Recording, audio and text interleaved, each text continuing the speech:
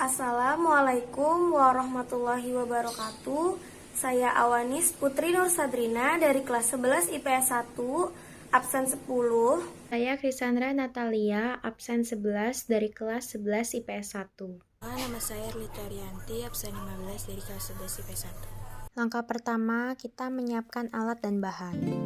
Alat yang kita perlukan adalah talenan, pisau, spatula, wajan, serta alat blender. Lalu kita masuk ke bahan bumbunya. Ada 5 bawang putih, ada juga 5 bawang merah. Di sini kita pakai 3 cabai merah, 1 kencur dan 2 kemiri, 100-200 gram kerupuk bawang, 6 buah cabai rawit, serta 1 liter air. Jika kalian mau tambahkan sayur sawi juga bisa sesuai selera. Di sini kita juga nambahin toppingnya itu sosis. Lanjut ke langkah pembuatan. Langkah pertama, nyalakan kompor, lalu api menyesuaikan, lalu masukkan 1 liter air ke dalam wajan secara perlahan. Lalu ambil 2 genggam kerupuknya, masukkan ke dalam wajan. Setelah itu diaduk-aduk, tunggu sampai air mendidih seperti ini. Langkah kedua, kita membuat bumbunya. Yang pertama itu ambil 4 buah cabai merah, dipotong menjadi 2 bagian. Lalu kita mengambil blender untuk menghaluskan semua bumbu-bumbunya. Pertama ambil cabai yang tadi sudah dipotong, lalu bawang putihnya dimasukin, dilanjutkan bawang merah, 2 kemiri, 1 kencur, dan 6 cabai rawit. Masukkan 2 sendok air, lalu tutup. Kita blender sampai bumbunya halus secara merata.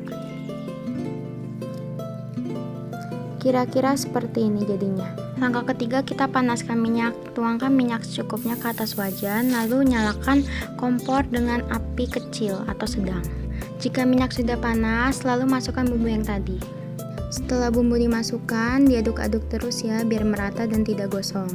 Lalu kita masukkan air, sedikit demi sedikit, pelan-pelan, karena nanti kuahnya bakalan surut, jadi tuangnya agak banyak aja ya, tapi tetap secara perlahan-lahan. Lalu habis itu diaduk terus agar semuanya tercampur dengan rata ya. Lalu kita tunggu sampai air mendidih.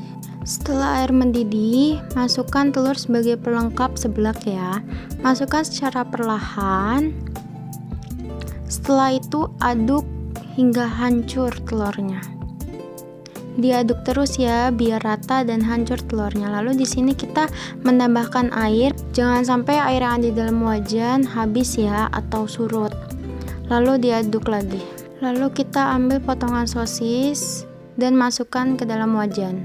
Lalu aduk lagi agar merata ya sosisnya. Lalu masukkan kerupuk yang tadi sudah direndam ke dalam wajan ya. Masukkan secara perlahan. Lalu pisah-pisahkan di setiap bagiannya. Langkah selanjutnya, masukkan garam. Kalau di sini kita pakai 2 sendok teh.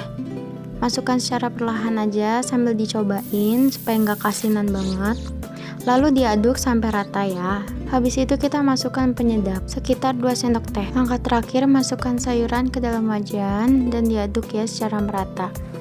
Lalu tunggu beberapa menit hingga matang. Jika sudah matang, lalu kita angkat. Kalau wajannya panas, kita mengangkatnya pakai serbet ya, agar tangan kita tidak terluka. Lalu siapkan wadah. Lalu kita siapkan centong sayur untuk menuangkan seblaknya ke dalam wadah. Dituang secara perlahan agar tidak tumpah dan tidak mengenai tangan. Di sini kita juga menambahkan topping makaroni agar menambah cita rasanya. Dituangkan secara perlahan-lahan ke dalam seblak yang sudah jadi. Akhirnya seblak pun siap disantap.